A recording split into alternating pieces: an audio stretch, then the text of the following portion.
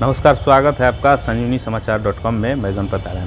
अभी हम इस वक्त मौजूद हैं छपरा शहर के जिला स्कूल में और केंद्र सरकार के द्वारा नई शिक्षा नीति 2020 की मंजूरी दे दी गई है और उस शिक्षा नीति को सरकार जो है आने वाले दिनों में लागू करेगी। उससे क्या शिक्षा के जो गुणवत्ता है उसमें कितना प्रभाव पड़ेगा और क्या बदलाव होंगे, उस पर खास बातचीत करने के लिए हमारे साथ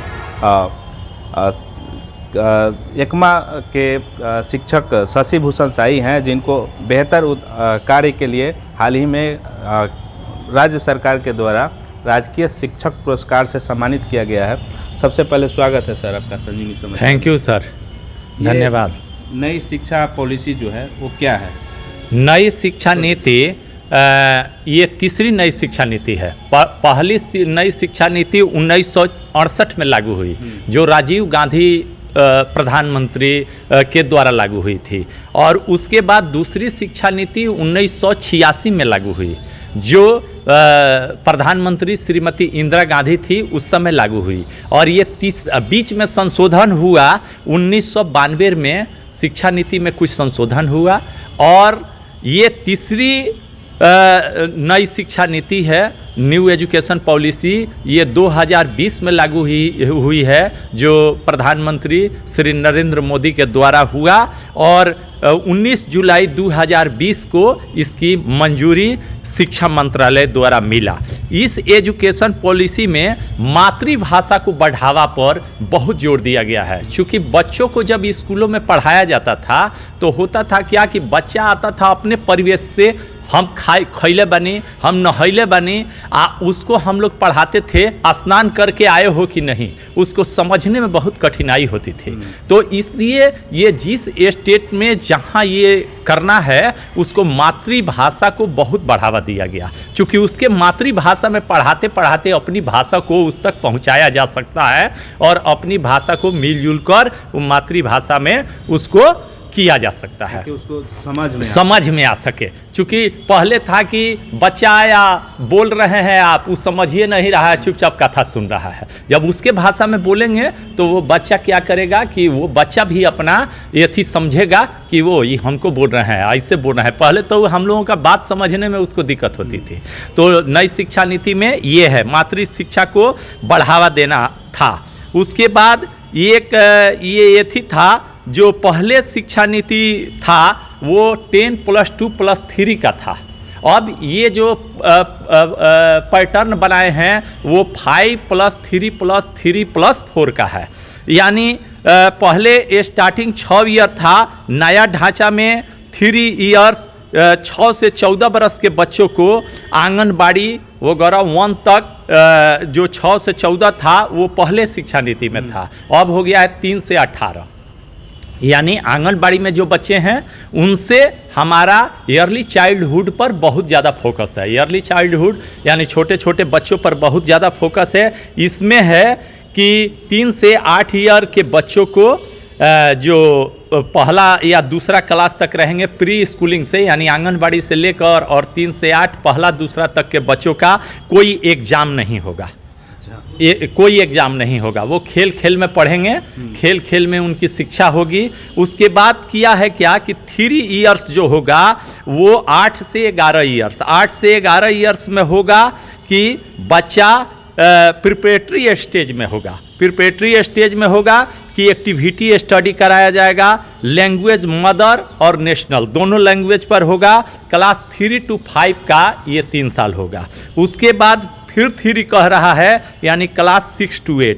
6 to 8 में मिडिल स्टेज है। मिडिल स्टेज में कोई भी भाषा वो पढ़ सकता है, कोई भाषा वो पढ़ सकता है।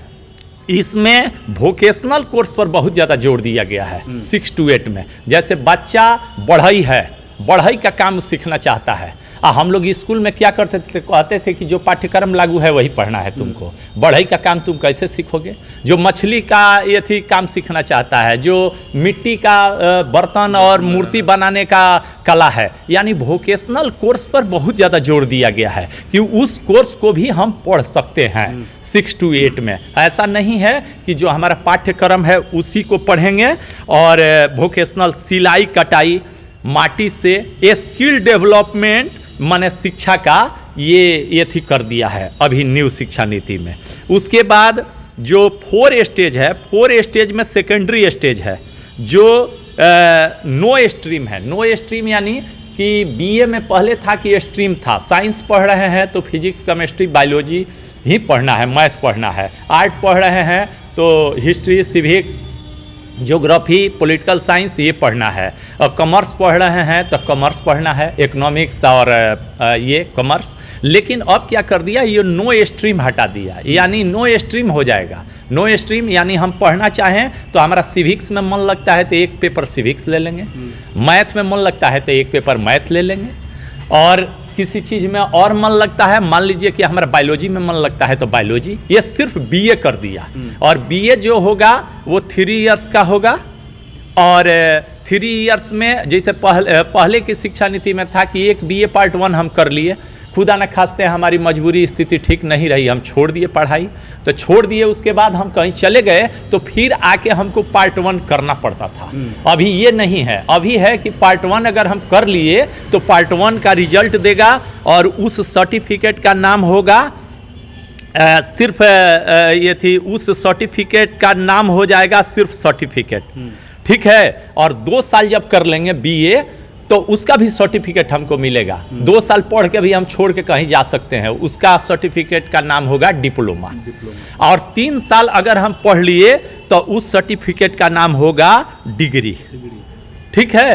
अगर 4 साल का कोर्स हो गया है तो 4 इयर्स यानी रिसर्च, 4 इयर्स में रिसर्च हो जाएगा और बीएड हो जाएगा, यानी एमए एमएससी और एमकॉम जो था उसको एथी कर दिया है, ठीक है, नो स्ट्रीम कर दिया, ठीक है। ये सब चलेगा। एमफिल पीएचडी और 12वीं के बाद बीएड अगर करते हैं तो वो 4 साल का हो जाएगा, 3 साल का बीए और 1 साल का बीएड, ये कर दिया है। तो ये मतलब पूरा जो है बदलाव हो चुका है, बदलाव हुआ है। इस बदलाव से जो है शिक्षा का विकास कितना संभव है, मतलब क्या इस पे प्रभाव पड़ेगा जो अभी का शिक्षा है और नया शिक्षा नीति जो है? इसमें जो है कि मातृभाषा पर जोर दिया है, वोकेशनल कोर्स पर जोर दिया है। तो लड़का जो करना चाहेगा शुरू से ही 6 to 8 में ही अगर वो भागना चाहता है वोकेशनल में कि हम मूर्ति बनाना सीखेंगे, तो इस तरह एक तरफ ये थी व्यवसाय को भी बढ़ावा मिलेगा। व्यवसायिक शिक्षा को काफ़ी तरहीज दिया गया है, ठीक है, व्यवसायिक शिक्षा को काफ़ी तरहीज दिया गया है। उसमें जो डिजिटल शिक्षा पर भी बहुत ज़्यादा जोर है, डिजिटल शिक्षा पर बहुत ज़्यादा खर्च किया जा रहा है। डिजिटल शिक्षा में काफ़ी ये थी होगा, शिक्षक भर्ती पर काफ़ी जोर दिया जा रहा है। जैसे बीच में है कि लड़का है 500, शिक्षक है 3 गो।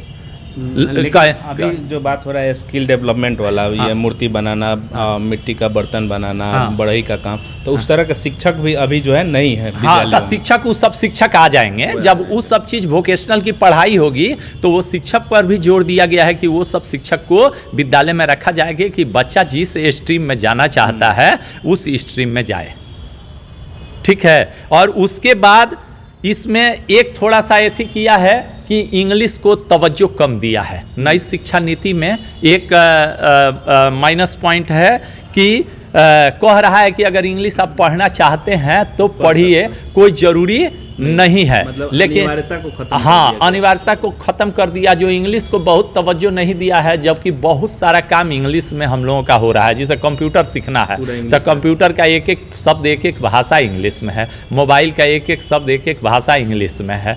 बाकी अगर कहीं हम दूसरे जगह जाते भी हैं, बेटर अपॉर्चुनिटी के लिए विदेशों में जाते हैं, तो वहाँ हमारी ये थी इंग्लिश ही होगी। तो इंग्लिश को थोड़ा सा कम तवज्जो दिया गया है इसमें।